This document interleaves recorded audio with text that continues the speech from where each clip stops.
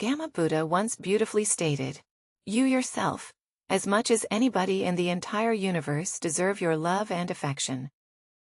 This statement highlights the important idea that, although it's admirable to help others, ignoring our own needs can have negative impacts. Today, we're tackling a subject that's often praised but seldom critically examined: the act of helping others in a society that values kindness and extols the virtues of altruism. The potential drawbacks of always being available to assist others can be overlooked.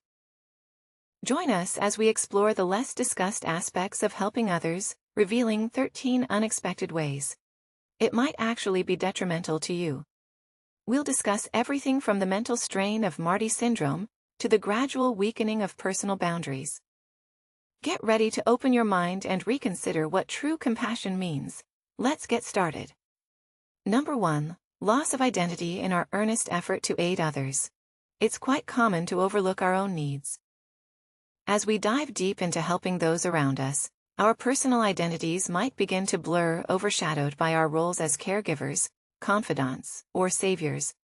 Picture a situation where our daily life is consumed by addressing the needs of others, from providing a sympathetic ear to a friend in distress, to devoting endless hours to volunteer work. While these acts of kindness are truly meaningful, they can extract a toll: the slow diminishing of our own self-awareness. Over time, our sense of self might be more about our helping role than our own interests, passions, and goals. It's essential to maintain personal boundaries and hobbies to prevent this loss of identity. Taking time out for activities that we love, whether it's painting, hiking, or making music, is vital. These hobbies help us stay connected to who we are and replenish our energy, reminding us that we are not just supporters or caregivers, but complex individuals with our own dreams and needs. Furthermore, setting clear boundaries is crucial to maintain our sense of self while we help others, by defining when and how we are available to help. We ensure there is room for our own needs and priorities. This might mean limiting the time we spend helping others, or saying no to requests for help when we feel overwhelmed or drained. Helping others is certainly a noble act, but it's vital not to lose ourselves in the process, by upholding personal boundaries and participating in activities that strengthen our own identity. We can support others from a place of genuine strength and authenticity. After all, we can only truly be there for others in a meaningful and lasting way if we first take care of our own needs. Number 2. The martyr syndrome. Have you ever noticed that you tend to put others' needs ahead of your own? If this sounds familiar, you might be experiencing what psychologists refer to as the martyr syndrome. This condition happens when people consistently prioritize others' well-being over their own, harming their mental and emotional health. This path can have many negative effects.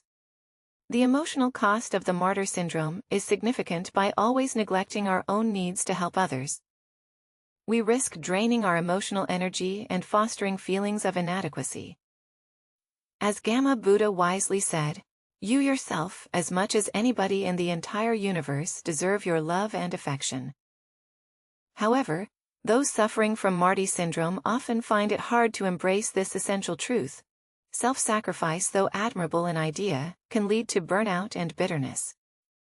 Imagine you're always taking care of the needs of your family, friends, and colleagues, but ignoring your own self-care over time.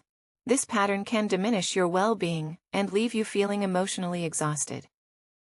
Constantly trying to be everyone's rescuer can eventually make you feel resentful toward the people you help and even to yourself. Essentially, the martyr syndrome is a double-edged sword. While it might earn you praise and admiration from those around you, it often sacrifices your own mental and emotional health. So the next time you're tempted to put your own well-being on the line for others, remember Gautama Buddha's words: "You yourself, as much as anybody in the entire universe, deserve your love and affection." It's perfectly fine to put yourself first. Sometimes, after all, you can't pour from an empty cup.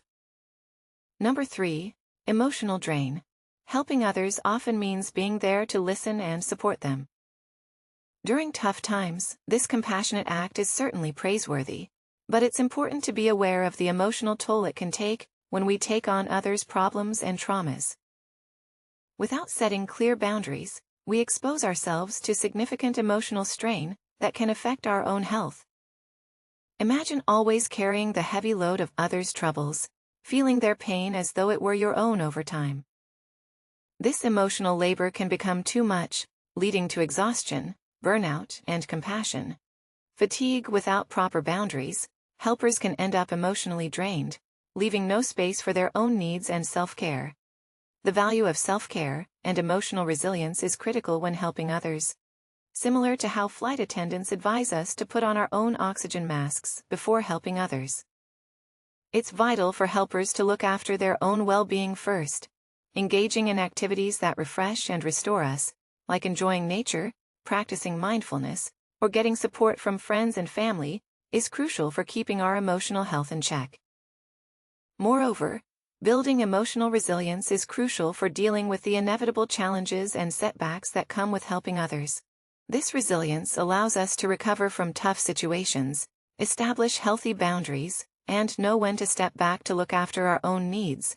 By fostering emotional resilience, helpers can keep supporting others without compromising their own mental and emotional well-being fundamentally, while assisting others can be deeply fulfilling. It's important to do so with mindfulness and self-awareness. By maintaining boundaries, engaging in self-care, and developing emotional resilience, helpers can continue to have a positive influence while also protecting their own well-being. After all, taking care of ourselves is essential if we want to be there for others in a truly meaningful and lasting way. Number 4. Impact on relationships. Helping others can put a considerable strain on personal relationships, often in subtle but significant ways. While our actions are driven by compassion and a desire to support, a continuous focus on the needs of others can leave us with little energy for nurturing our own relationships. Imagine a partner who devotes most of their time and effort to helping friends or colleagues, causing their significant other to feel overlooked and undervalued, despite their intentions to be supportive. This imbalance in attention and priorities can breed resentment and unhappiness in the relationship. Moreover, a constant emphasis on aiding others can transform our relationships into transactional interactions, focused on giving and receiving help, rather than fostering genuine closeness and intimacy. This shift can lead to feelings of disconnection and isolation, as the true depth and authenticity of our bonds are eclipsed by our roles as caregivers or rescuers. Implementing strategies to maintain healthy boundaries in relationships is crucial to counter the effects of continuously helping others.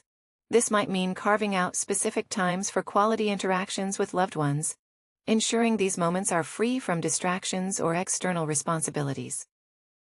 Additionally, it involves open and honest communication about our needs and priorities, which helps build mutual understanding and respect. Moreover, developing empathy and compassion within our relationships can balance our desire to help others with our commitment to maintaining meaningful connections. By actively listening to the needs and concerns of our loved ones, we can foster a supportive atmosphere where everyone feels acknowledged, heard, and appreciated fundamentally, while assisting others is certainly a noble pursuit. It's important to be aware of the potential strain it can place on our personal relationships by focusing on healthy boundaries, transparent communication, and reciprocal respect. We can ensure that our efforts to help others do not undermine our own connections and well-being. Ultimately, the most valuable support we can offer often comes from within the framework of genuine caring relationships. Number 5. Enabling destructive behavior in our efforts to help others. It's quite easy to accidentally support destructive behaviors, whether by ignoring unhealthy habits or continuously backing someone in the throes of addiction. Our good intentions can sometimes perpetuate negative cycles, instead of encouraging beneficial change.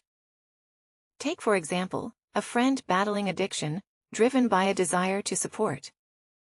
We might offer money, lend an ear, or excuse their behavior. Although these actions are compassionate, they can unintentionally sustain harmful habits by eliminating the natural repercussions of their actions without facing the full consequences of their choices. individuals might not feel compelled to seek help or pursue significant life changes.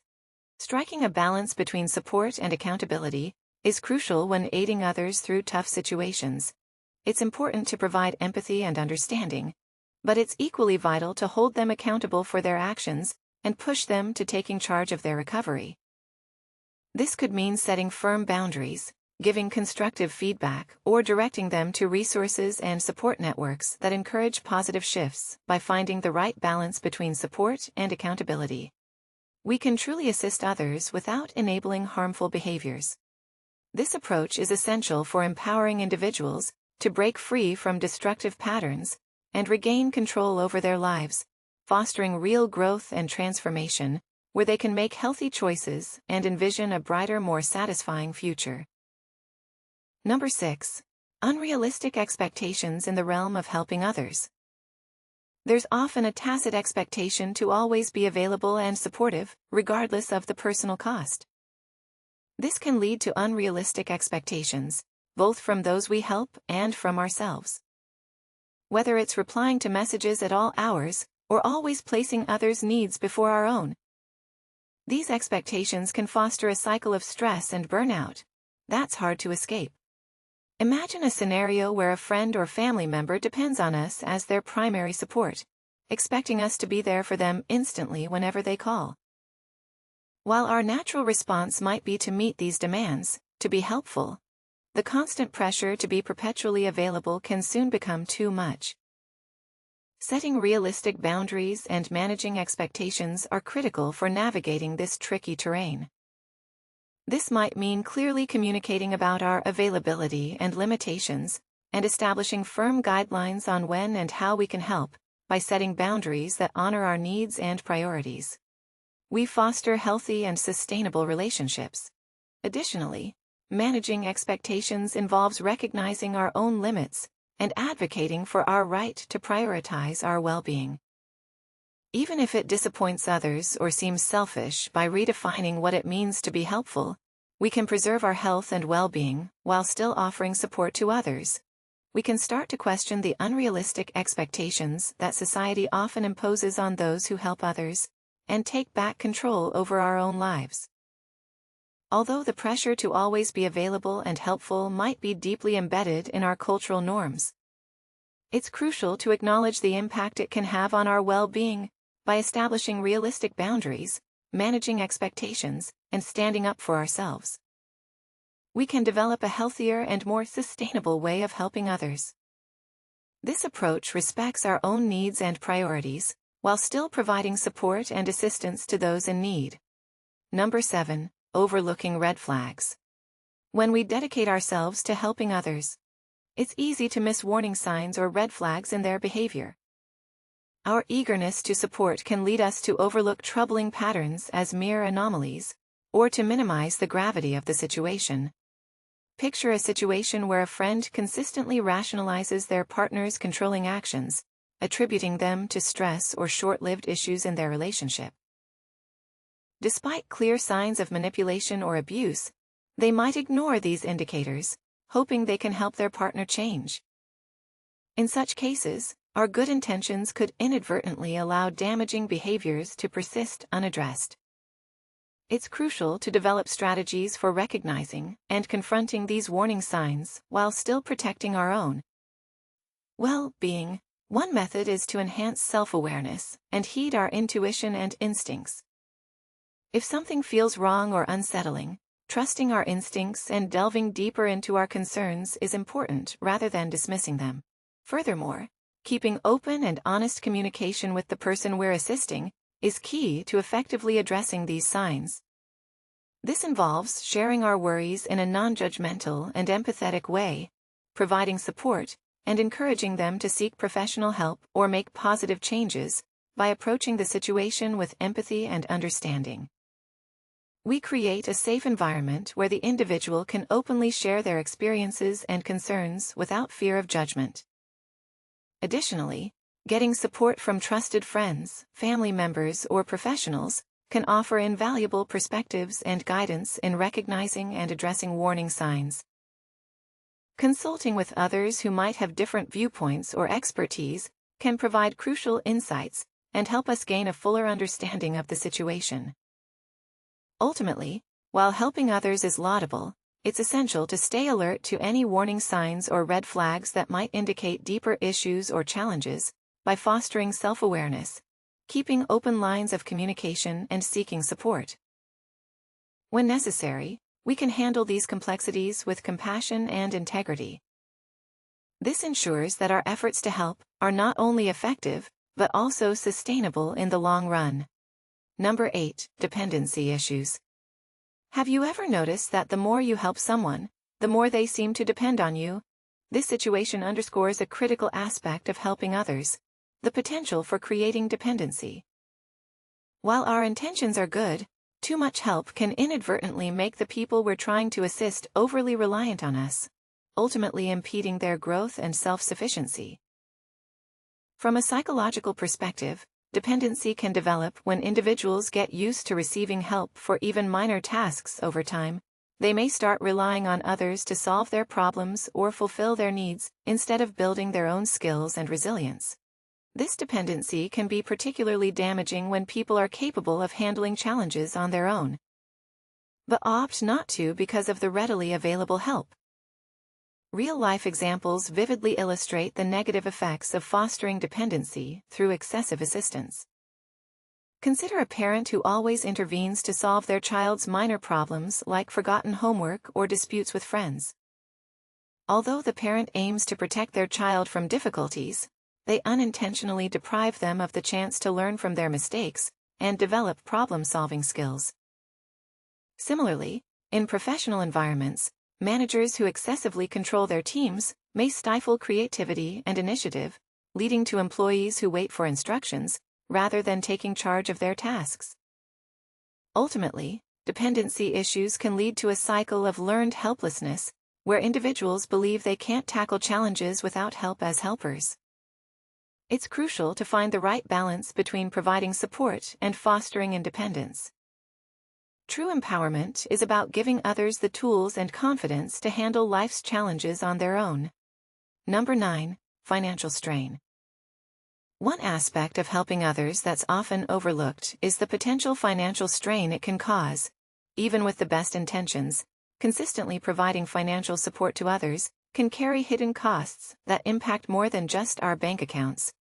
Consider the situation where you're regularly lending money to friends or family in need. While your initial reaction might be to help without a second thought, it's crucial to consider the long-term effects of this generosity. Over time, the cumulative financial contributions can mount up, potentially threatening your own financial stability and future security. Additionally, the ongoing expectation to serve as a financial lifeline can become a burdensome obligation weighing heavily on you.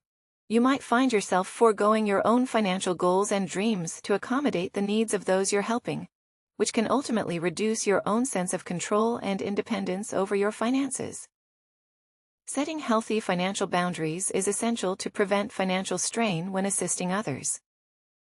This involves creating clear rules for when and how we're prepared to offer financial help, and openly and assertively communicating these boundaries to those involved. It's also important to learn to say no when we're unable or unwilling to provide financial support, even if it feels uncomfortable or challenging at the moment. By establishing healthy financial boundaries and learning to decline requests when necessary, we can ensure that our eagerness to help doesn't jeopardize our own financial health.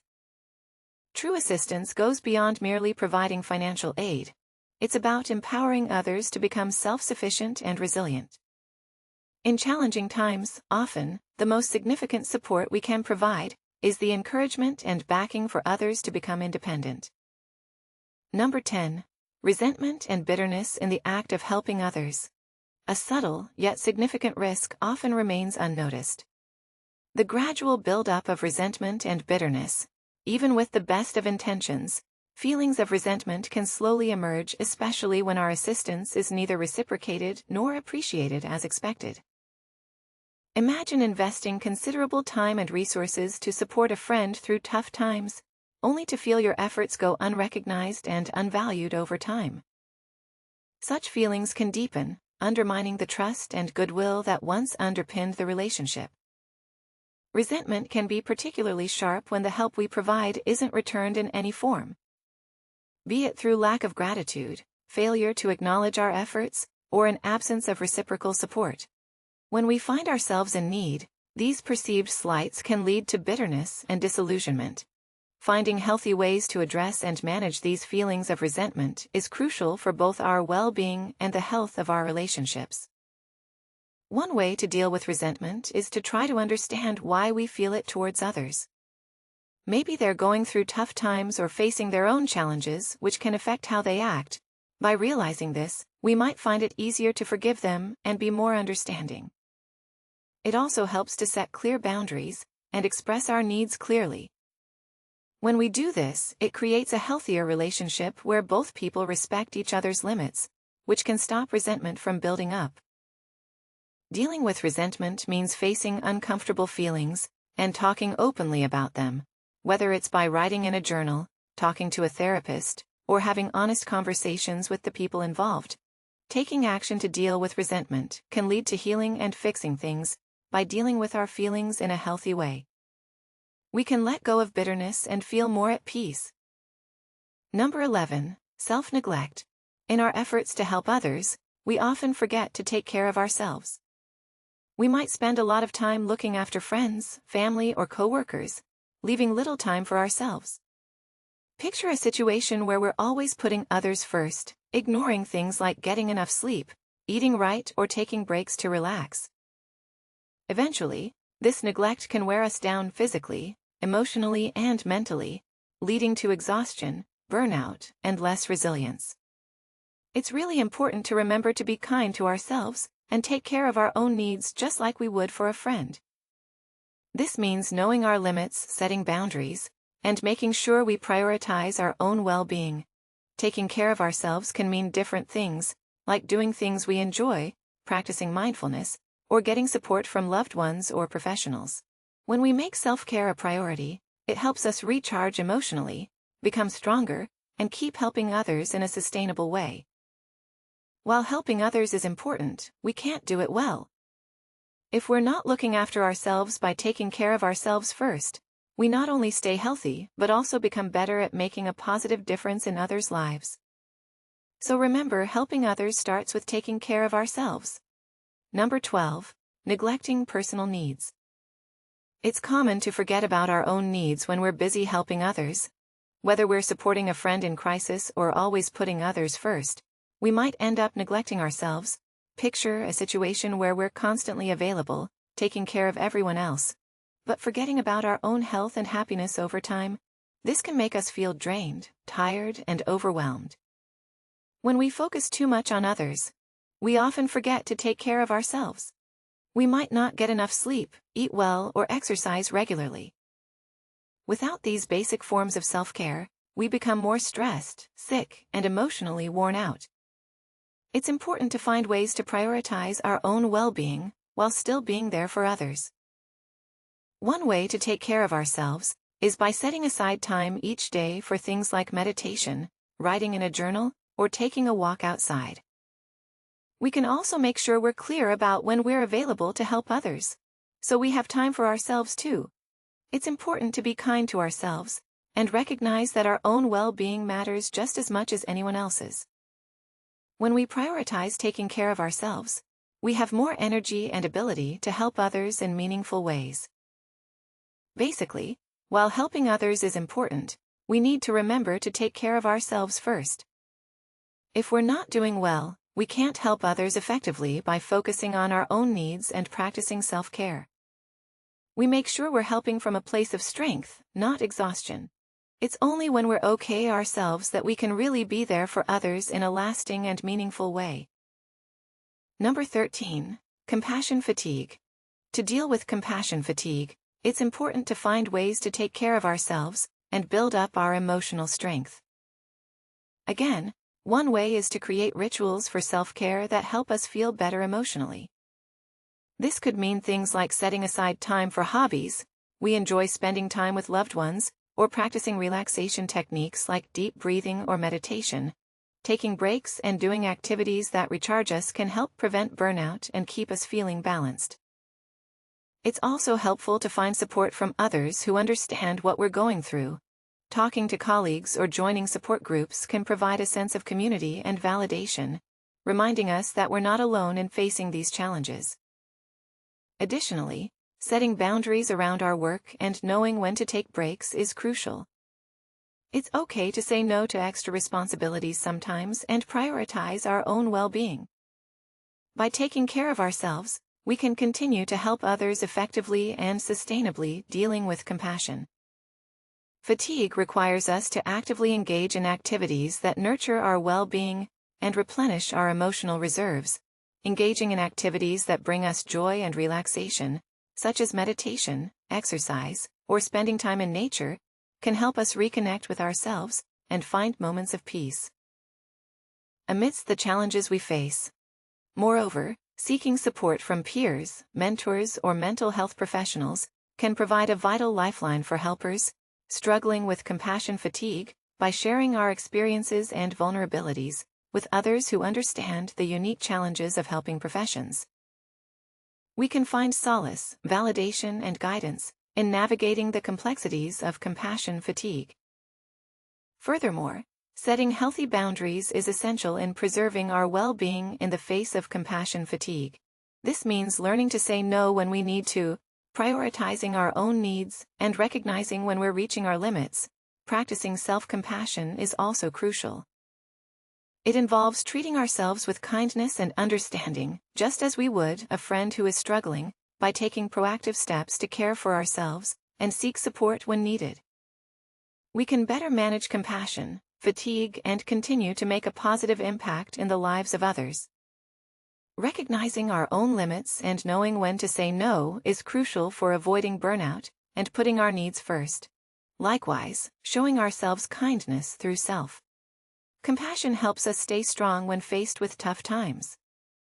While compassion fatigue can be tough for helpers, it's not impossible to overcome by taking care of ourselves, getting support when needed, and being compassionate towards ourselves. We can handle compassion fatigue with strength and grace.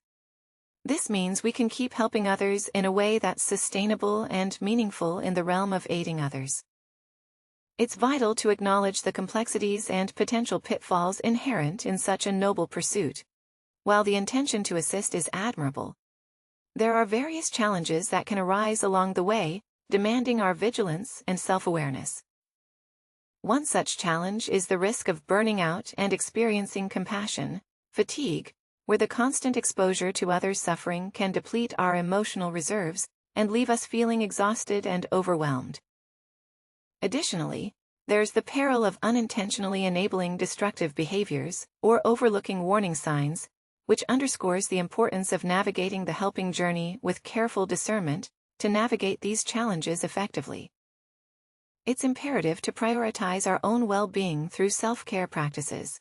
This entails recognizing our own limits and setting healthy boundaries to prevent burnout and ensure that our own needs are met by carving out time for activities that replenish our spirits, such as mindfulness, exercises, hobbies, or spending time in nature. We can rejuvenate ourselves and maintain a sustainable level of energy and resilience. Moreover, fostering resilience is essential for weathering the inevitable storms that accompany the act of helping others. Cultivating resilience involves developing coping mechanisms, seeking support from peers or mentors, and reframing challenges as opportunities for growth by building our resilience muscle. We become better equipped to navigate the ups and downs of the helping journey with grace and fortitude at its core. Effective assistance requires a delicate balance between compassion for others and compassion for oneself. True support begins with recognizing that our own well-being is paramount, and that we cannot pour from an empty cup by honoring our own needs and boundaries. We not only safeguard our own health and vitality, but also enhance our capacity to make a genuine and lasting difference in the lives of others. In essence, by approaching the act of helping with mindfulness, intentionally, and self-compassion, we can create a positive ripple effect that uplifts both ourselves and those we seek to assist. It's through honoring our own growth and well-being that we can truly show up as our best selves in service to others. Thank you for joining us on this journey through the intricacies of helping others while safeguarding our own well-being. If you found value in these insights, and are eager for more wisdom on navigating life with mindfulness and compassion, consider subscribing to our channel Wisdom Diaries. Together, let's continue to explore the depths of wisdom and cultivate a life filled with purpose, resilience, and genuine connection.